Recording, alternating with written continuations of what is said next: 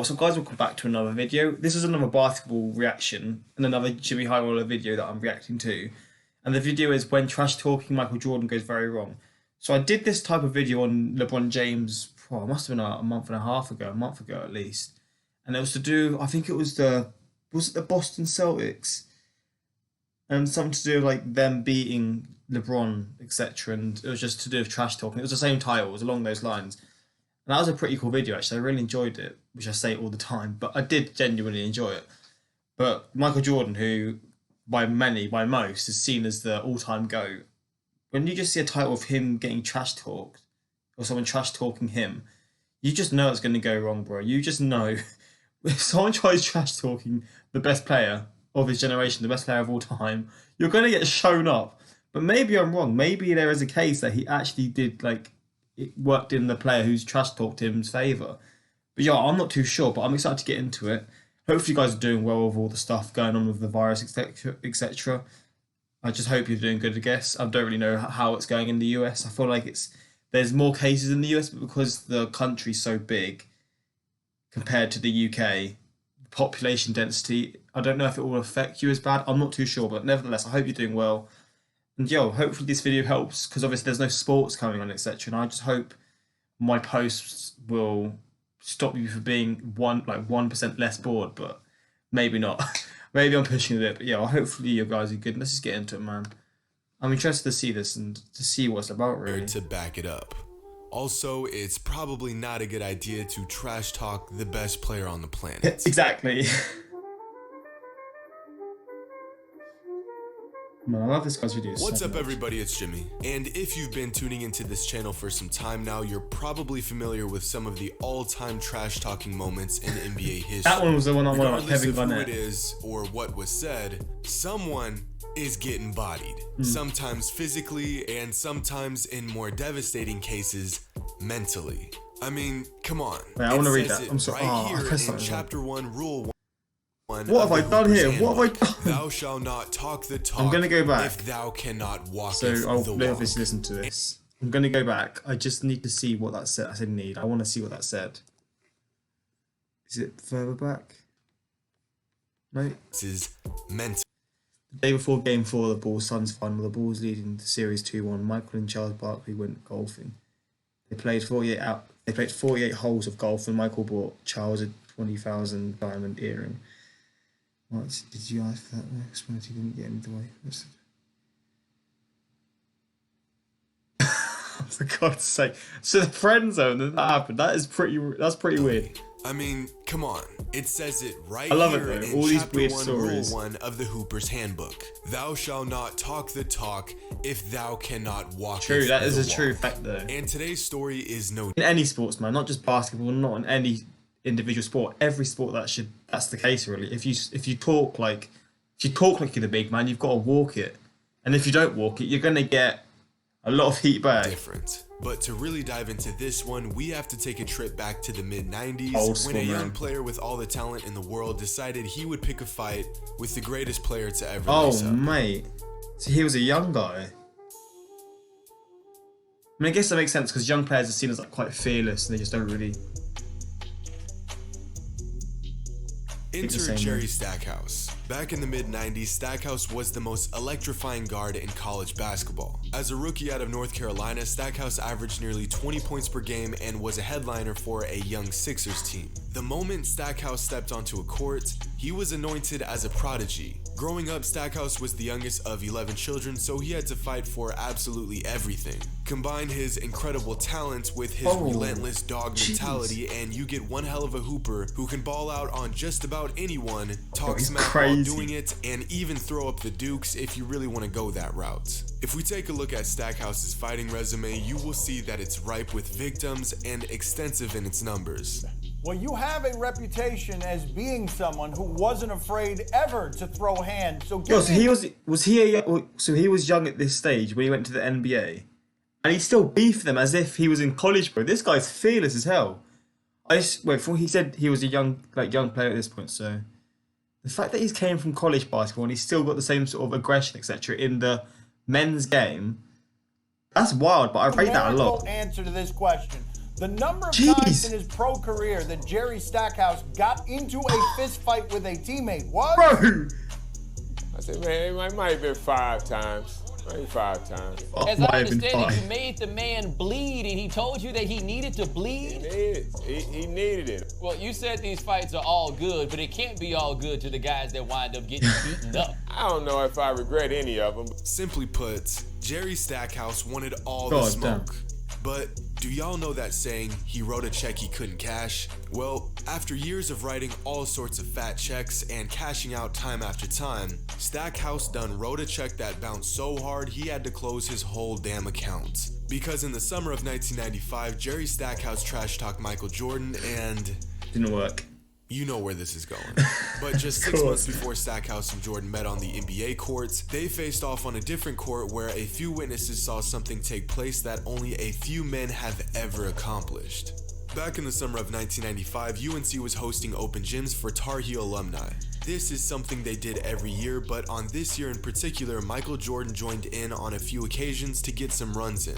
This was around the same time he was making his return to the NBA, so he had to shake off some of that baseball, rust. yeah. Not that MJ ever gets rusty, but after an early playoff exit to the Magic earlier that spring, Michael needed to get back to the top of his game. While Jordan was getting back into championship form, Stackhouse was coming off a sensational sophomore season at North Carolina and was ready to take the crown as the most lethal shooting guard to come out of UNC. Luckily for us, it just so happens that at a Tar Heel warm-up session that summer, a very confident Stackhouse and Michael Jordan faced off for the very first time, and according to Jerry, at just 20 years old, he got the best of Mike at that open gym. Oh, Jesus. In fact, Stackhouse recalls beating Jordan so badly that they ended up playing one-on-one, and he beat Michael Jordan in that as well. Is that proven? Stackhouse got so ahead of himself that he even went off and told the media about his one-on-one victory against Mike. Yo, his ego letting went everyone boom, know didn't that it? as a college kid, he beat Michael Jordan twice in the same day. Now, MJ being MJ, never addressed Jerry's comments to the media, but little did Stackhouse know, Jordan heard his comments, made note of them, Deep and grudge. was biding his time, waiting for Silent grudge, like he's saying, biding his time, or he waited until the time, and then he's going to show him. I'm guessing this is going to be the case. He's going to absolutely show him up when it comes to the real deal. Because obviously, he just came back from baseball. I think that's what it was. So he's rusty. He's obviously not 100% match fit, and he's probably not even trying the hardest. Because when you're not like in front of fans, you're probably not going to be or when you're not in front of an NBA crowd, you're not going to be performing 100%. You're probably just going to go lightly, the etc. right moment to teach the young kid a lesson that he would soon never forget. Fast forward a few months and Stackhouse is now in the league, having an absolute monster rookie season, averaging 19-4-4, but still struggling to put together some wins. And regardless of their team's success, it was clear that Stackhouse was going to be a star in the NBA for years to come. But no matter how many points he put on the board, no matter how many heads he turned, Stackhouse couldn't avoid that inevitable matchup against the man that he beat one-on-one. Quotation that man marks. who was leading the MVP race, averaging 30 points a game, and was sitting on a 29-3 record on the season. God It was a damn. matchup that every fan was They looking were forward cold to, that but year. one that I wouldn't be surprised if Stackhouse lost sleep over. Has there been any sort of particular things like this? Because obviously the James one, I forgot his name. Wait, so what's his minute? 5'10". Got Kevin Garnett. The LeBron James Kevin Garnett one wasn't to do with college basketball, I don't think, because obviously James didn't do college basketball, and it was to do with an actual, like, I think it was to do with the playoffs. This one's came from like this guy being a college player, now he's in the NBA, or he was a sophomore player, now he's in the NBA, and it's like, bro, this is like some like quite a deep one that's been held for quite a long time. Rookie. Everyone is in awe of the tear you've been on. You got the world at your fingertips, and then you remember you talk shit to the best player to ever play the game, and you have to face off against the man in a week. Now, leading into this game, Stackhouse and his teammate Vernon Maxwell were asked about Jordan's return to the NBA. This was a big moment for the game. MJ coming out of retirement to light up the basketball world once again. Just before the game, when asked about Michael's return to the NBA, Vernon Maxwell said that Jordan was overhyped and he was sick of hearing about it. God damn. Saying to the press, to hell with Michael. Mind you, Vernon Maxwell is one of a few players that openly hates Jordan. God he damn. has said on numerous occasions that he wanted to fight him and that the Bulls were no match for the Rockets in the 90s. Bro. That's a wild thing to say.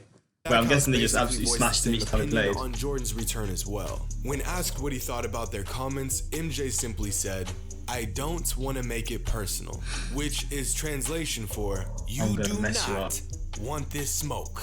And well, why would you trash talk to some rookie and a guy that wants to be you when you can simply show them on the court? Mike said he didn't want to make it personal, but the moment the game started, all of that went the out the window. You know, Red, this might be interesting here tonight. Jerry Stackhouse, whether it was tongue-in-cheek or not, has said on several interview occasions that he has played Michael Jordan in the offseason down in North Carolina. He's 29 to reach 23,000. One-on-one games, that type of thing. Yeah, I think Michael will be looking to show that rookie something here tonight, perhaps. As the game gets underway, Jordan doesn't take any time getting into his moves, shutting Stackhouse down on defense, toying with the kid, just doing that unnecessary stuff to flex his dominance. Oh, mate. That was so bad. His movements are so bad. He was so ahead of his time. Oh my, no.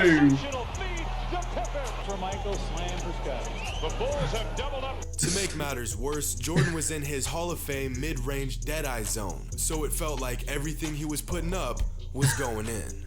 To put it short, Jordan was on his bullshit.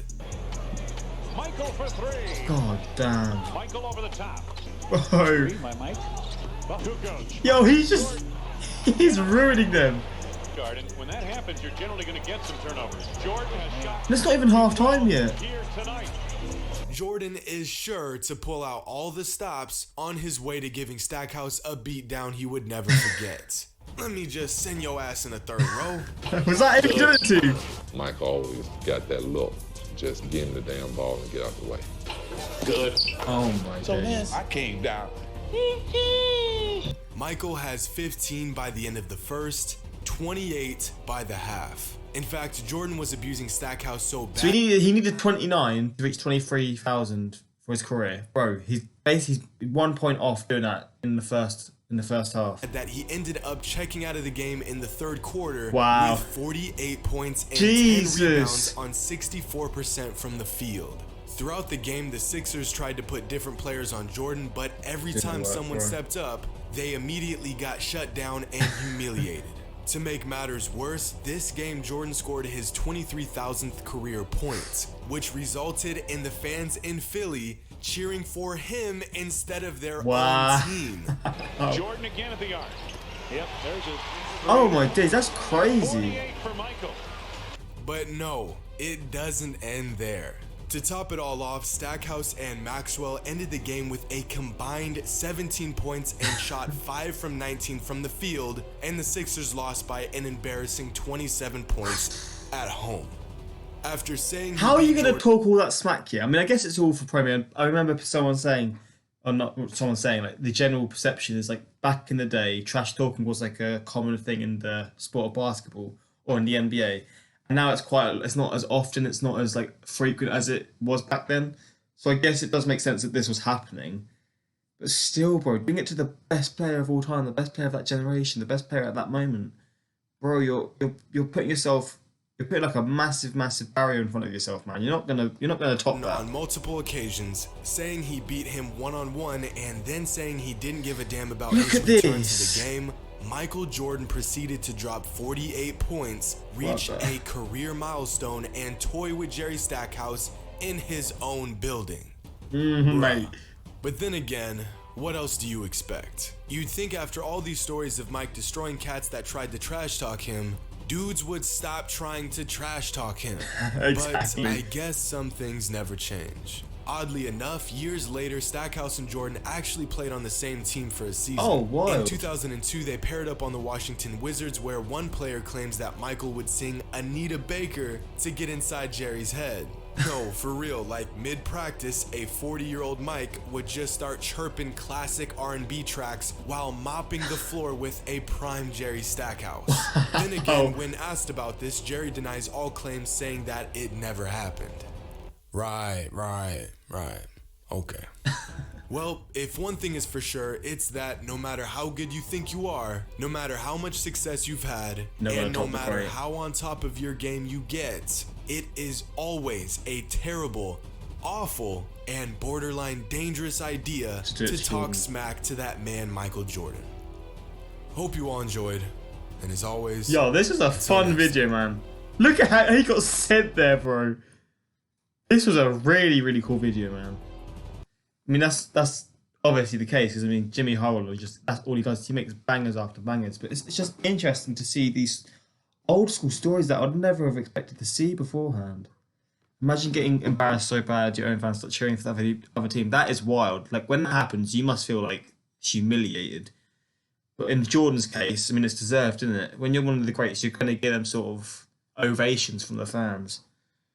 Honestly, if Michael didn't retire multiple times, that's craziest thing. He did retire. Like he went to baseball for a bit, and then he's probably had other situations when he retired or stopped playing for a bit. And it's just like, God, to think of the numbers that he could have had, and that doesn't take away from what he's got, because his legacy is wild, and the fact that he went into baseball, God damn, that just shows the insane sportsman he really was. I need to see more Michael Jordan videos, man. I've not paid enough. Not shown enough appreciation for his actual ability and like his legacy, because God damn, this guy is wild. Yo, more videos like this, please. To do with other players or to do with... But there's one... Oh, I've seen that one in the coming up videos. But yeah, some to do with Jordan, some to do with any players in general. Just, I enjoy videos when like trash talking goes wrong, etc. Because it's just quite a satisfying feeling when someone who's acting like they're the kingpin, they're the best, gets shown up by the other player. But yo, maybe this... Like, I'm sure the other guy's fine, man. I'm sure he's a good guy deep down, but... And I've probably came across maybe a bit unfair. Maybe I should look at this guy's career depending on how good he was. But yo, I hope you guys enjoyed. Until next time, like, subscribe, and peace.